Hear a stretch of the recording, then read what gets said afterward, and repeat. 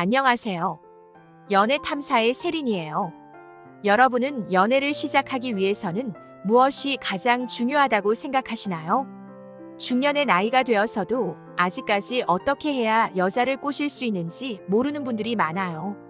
아직도 수입차만 타고 명품 옷만 입으면 여자들이 너무 좋아서 달려들 거라 생각하고 있으신가요? 연애를 못하는 이유에 돈 타령만 하는 남자들은 여자를 너무 1차원적인 동물로 인식하고 있거나 연애를 못하는 자신의 궁색한 변명일 수 있어요. 정말로 여자와 쉽게 연애를 잘하고 싶다면 영상을 끝까지 시청해보세요. 오늘은 여자를 쉽게 꼬실 수 있는 비법을 속 시원하게 공개해드릴게요. 구독과 좋아요, 알림 설정은 영상을 만드는데 큰 힘이 됩니다. 잊지 말고 꼭 부탁드려요. 저와 친한 오빠 중에는 사람은 정말로 진국인데 항상 여자에게 인기가 없고 다른 오빠는 별 볼 일 없는데 항상 여자를 바꿔가며 쉼없이 연애를 잘해요. 남자가 여자와의 만남에서 연인으로 발전시키는데 실패하는 이유 중 하나는 절대로 하지 말아야 하는 말을 하기 때문이에요. 여자와의 첫 만남에서 마음에 들었을 경우 그녀에게 집착해서 자신도 모르게 실수를 해요. 남자는 연애 초기에는 여자에게 자신의 장점을 어필하는 것보다 단점을 보여주지 않는 것이 훨씬 중요해요. 지금부터 이러한 단점을 보여주지 않고 여자가 빠져들 수밖에 없는 남자의 행동에 대해 알려드릴게요. 첫 번째, 공감의 대화. 많은 남자들이 여자와의 만남에서 주도적으로 질문을 해야 한다고 많이 들어보셨을 거예요. 그런데 여자와의 대화가 능숙하지 않은 남자들은 이것을 잘못 이해해서 계속해서 질문만 퍼붓는 경우가 있어요. 여자에게 어디에 사는지, 취미는 뭔지, 좋아하는 음식은 뭔지, 쉴 때는 뭐 하는지 등등 여자가 대답을 마치면 끝나기 무섭게 바로 다음 질문을 하는 거죠. 그녀와의 만남에서 좋은 분위기를 만들기 위해서는 계속해서 질문을 해야 할 것 같아서 질문을 쉬지 않고 계속하지만 맥락이 없는 질문은 의미가 없어요. 여자의 입장에서는 남자의 정보는 하나도 알려주지 않고 자신의 정보만 수집당하는 느낌을 받게 돼요. 남자의 질문에 여자는 처음에 대답을 잘해주지만 계속되는 질문에 나중에는 소극적인 태도로 바뀌게 되죠. 물론 초반에 여자에게 질문을 하는 것은 아주 중요한 것이고 꼭 해야 하는 것 중에 하나예요. 그러나 이것보다 더 중요한 것은 여자에게 질문을 하는 궁극적인 목적을 알아야 한다는 거예요. 여자에게 하는 질문은 이 여자의 호구 조사를 하기 위한 것이 아니라 여자와의 공감대를 형성하기 위한 도구가 되어야 한다는 거예요.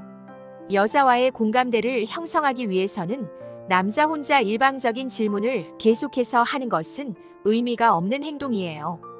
여자가 원하는 것은 정보를 취득하는 것이 아니라 공감대를 형성해서 서로의 감정을 공유하는 거예요. 공감대를 형성하기 위해서는 서로의 가치관이나 생활 방식을 이해할 수 있는 대화가 이루어져야 해요.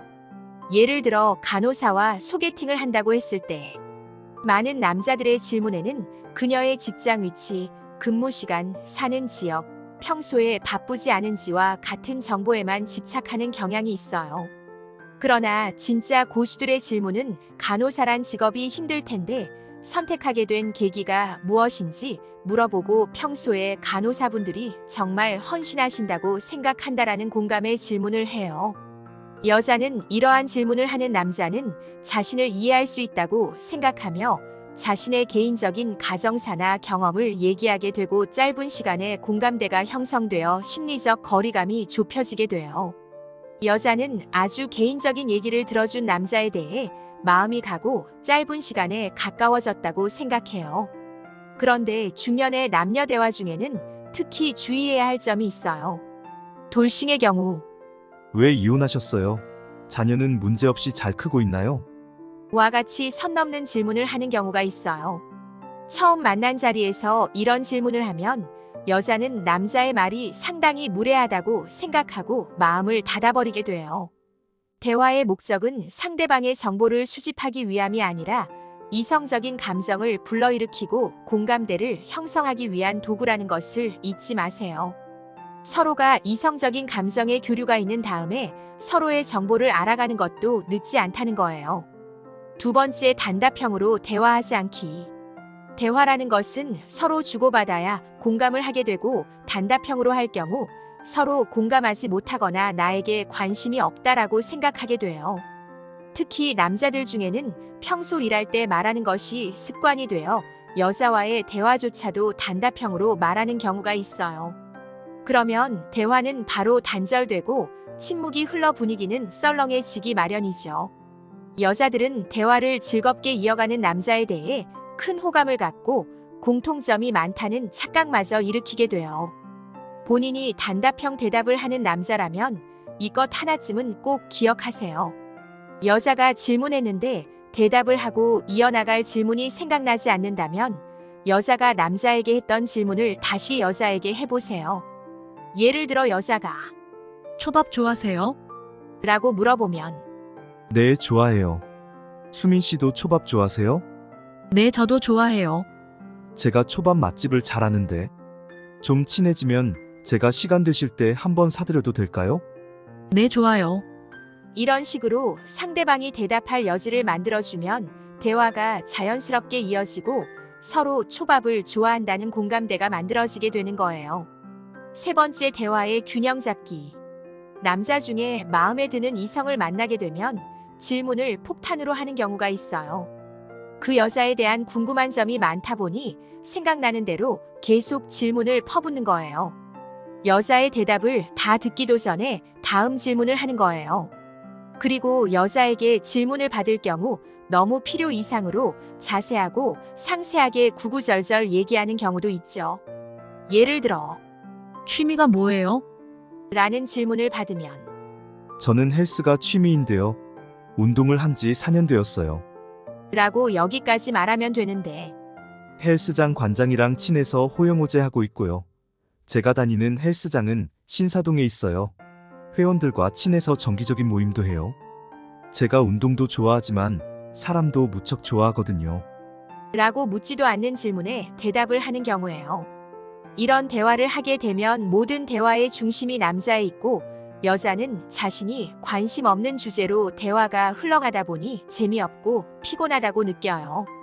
남자가 자기 얘기만 주구장창 하다 보면 남자는 정말 즐거운 대화였다고 생각하지만 여자는 내가 뭐 때문에 이 남자와 대화를 하는 걸까라는 생각을 하게 돼요.